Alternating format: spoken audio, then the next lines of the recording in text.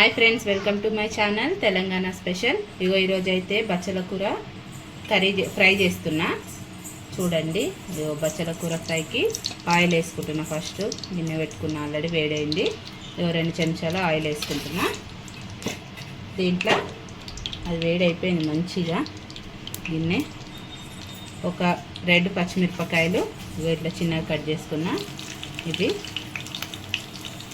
తర్వాత కొన్ని ఉల్లిగడ్డలు ముక్కలు సన్నగా కట్ చేసుకున్నా. ఇవి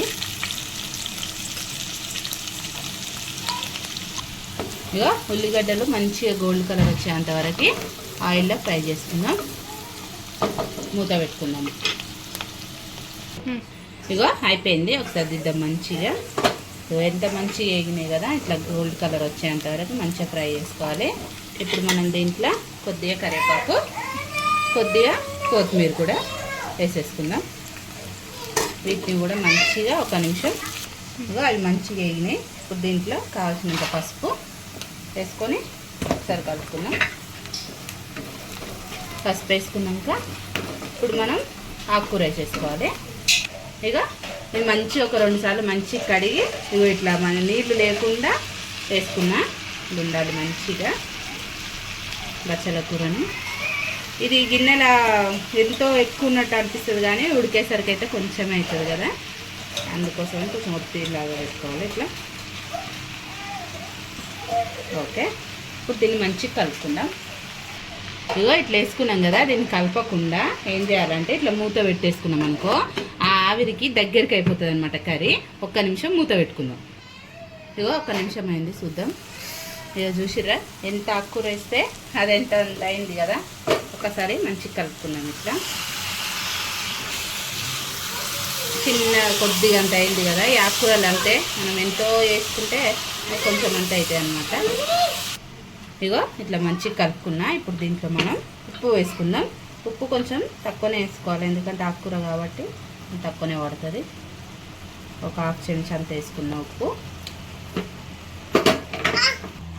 ఒకసారి కలుపుకున్నాం. మంచిగా ఉప్పు వేసుకొని ఒక 2 నిమిషాలు మంచిగా మూత పెట్టుకొని ఉడకనిద్దాం దగ్గరికి. ఇంకొంచెం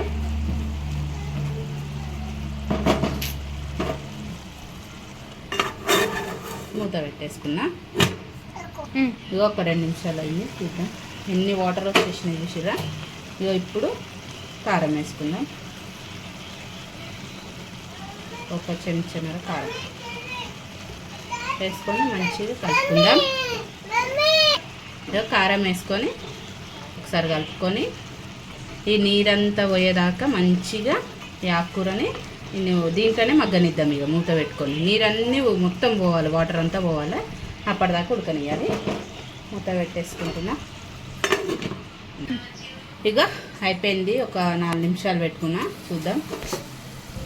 ఓకే, 5 నిమిషాలకి మంచిగా అయిపోయింది చూసిరా. వాటర్ అంతా కూడా దగ్గరికి అయిపోయి ఇట్లా ఉండాలి. ఈ స్టేజ్లో మనం దింపేసుకున్నాం అనుకో, తినడానికి అన్నంలోకి కలుపుకోవడానికి ఇట్లా బాగుంటుంది అన్నమాట. సూపర్ టేస్ట్ ఉంటుంది. మీరు కూడా తప్పకుండా ట్రై చేయండి. రెడీ అయిపోయింది బచ్చల. ఇంతే, అయిపోయింది.